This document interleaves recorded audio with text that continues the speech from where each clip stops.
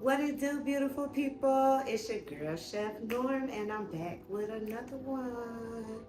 Hey, hey. I thank y'all for the ones that have been rocking with me for real. I realized that I've never done a video explaining like what my channel is about. So why do I have my channel that's called Rise to Overcoming Lupus? Because I'm about to overcome lupus. I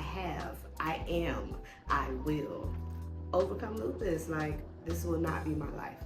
So I wanted to explain to you guys how it happened, when I found out that I had lupus, what happened during that time. It was a lot. And I just never told the story. So I feel like I want to tell the story from my point of view and what I remember, and you'll understand what I'm saying when I say what I remember once you listen to the story. So here we go, guys. Back in 2015, I was diagnosed with lupus, but what happened was in November 30th, well, not November 30th. November 30th was the day that I went to the hospital, but it started before that. So about 2 weeks prior to that, I was in pain. My hands were swollen, my feet were swollen. I was having shortness of breath. It was really, really bad, like to the point where I couldn't even get my words out. And on November 26th, so I don't know when we traveled to Orlando to be with my godbrother for Thanksgiving, but I went to Orlando with my brother. We had an amazing time, despite the pain that I was in. Like, I cooked, you know what I'm saying? We listen to music with my godbrother. We record songs, and we write music together sometimes when we're together. So it was a great time, right? But during the time that I was cooking, like, I could barely pick up a pot of water, I couldn't reach into the cabinet to get anything, because aside from my hands being swollen, like my arms, like my body just felt weak. It was really, really weak, and I couldn't understand what was happening. But before I left, I promised my brother that when I got home, I was gonna go to the hospital. And anybody that knows me, I'm a hustler, okay? So when it comes down to work, I was on a schedule. So I basically said, all right, well, I'm gonna go to work, and after I leave work, okay, we could go to the hospital, right? So that's what happened. But while I was at work, I don't even know how I made it through my shift that night. Like, everybody kept asking me, like, what's wrong? Like, are you sure you're gonna be okay? And I was like, I'm gonna be all right. I'm gonna go to the hospital. Like, that's how I was talking. It was just that bad. And when my babe came to get me, she was like, babe, we gotta go to the hospital right now. And I was like, okay, no problem. Well, let me just go home and take a shower, right? And right after I take a shower, I'm gonna go. Well, I got home, I took a shower, and I begged my babe to let me lay down. Like, okay, well, please just give me like 15 minutes. I'm gonna just lay down for a while, before we go. And she was like, no, we gotta go right now. And I was like, well, please, just let me lay down. I promise. I'm gonna lay down for like 10 minutes, and then I'm gonna get up and we gonna go.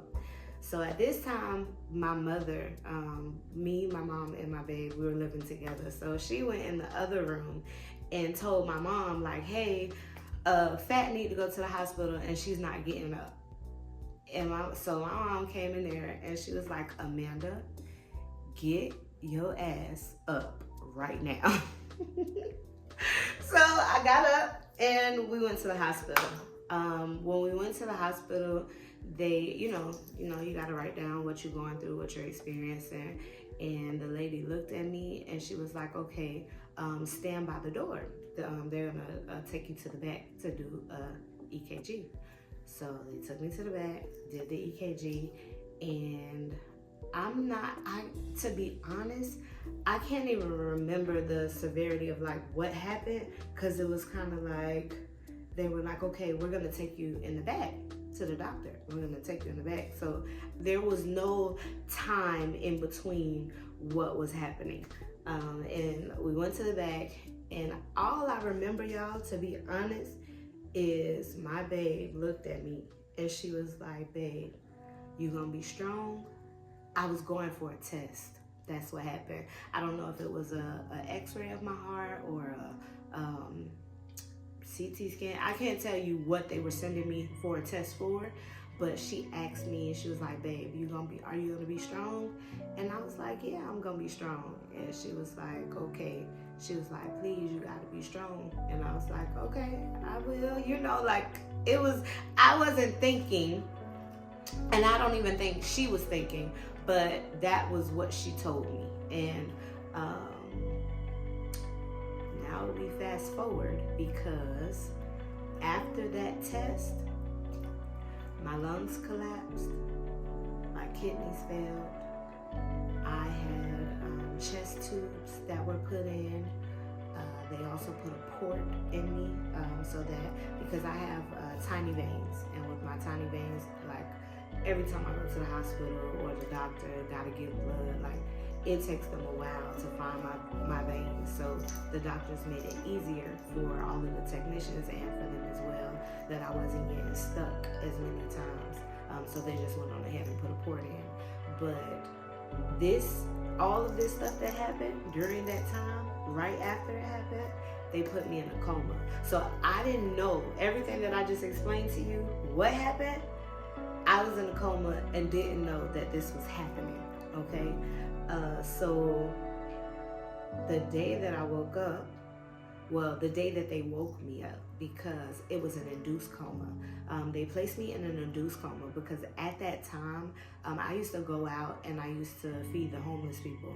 And they thought that I had got something from a homeless person, because, you know, we used to go out, talk to them, you know, show them love, give them food. Aside from the food, we would take them clothes. So it was just a lot that we did.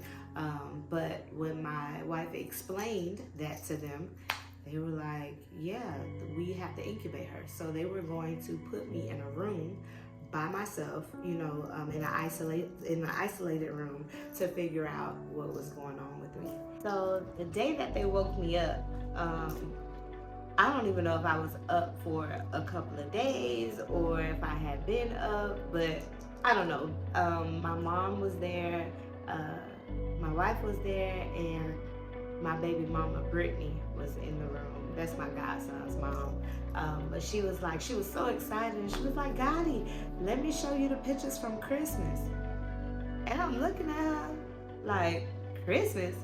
What you mean, Christmas? And at this point, I wasn't verbally talking because I did have a feeding tube down my throat, and I was basically mouthing the words that I wanted them to know.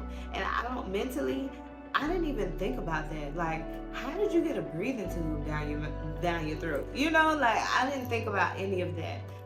But I was in shock when she said Christmas, because now I'm looking at the time and I'm like, what do you mean? Like, how did I miss Christmas? And my mom and Jay looked at each other and looked at Brittany and was like, we didn't tell her yet. And now I'm like, tell me what? Like, what happened? So after that time, they had to explain to me everything that I told you guys about what happened, because I didn't know. I don't know how long they were gonna keep it from me, but they didn't tell me.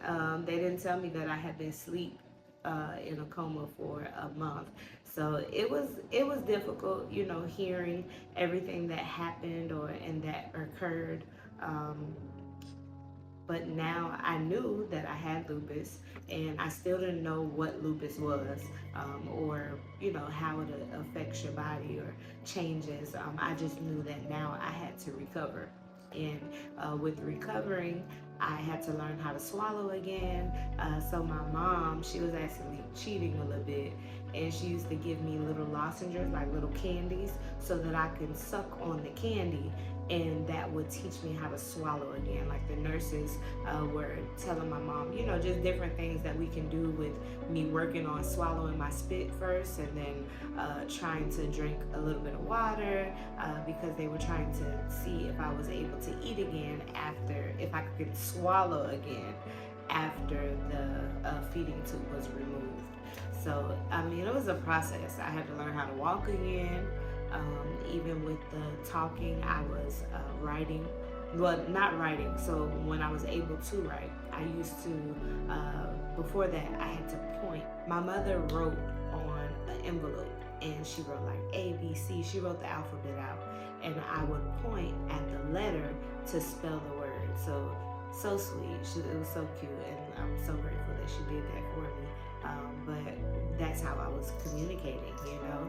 And during that time while I was in the hospital, like I had a whole episode, y'all. I was hallucinating. I was seeing things. I felt like the nurses were talking about me, but it was all because I had been in the hospital. There's a name for it that they use when you're in an isolated place and like all you see is walls and the same thing every day. It causes you to hallucinate. And that's what I was experiencing. So my doctor noticed it because they started to explain to her what I was doing. And I was going crazy, y'all, for real. Like, I thought that I contaminated the hospital with my feet. Like, it was crazy. And the craziest thing is my mom and Jay believed everything that I was saying. So like they started getting attitudes with the nurses because I told them the nurses was treating me bad. Like it was crazy, but this whole time I'm hallucinating.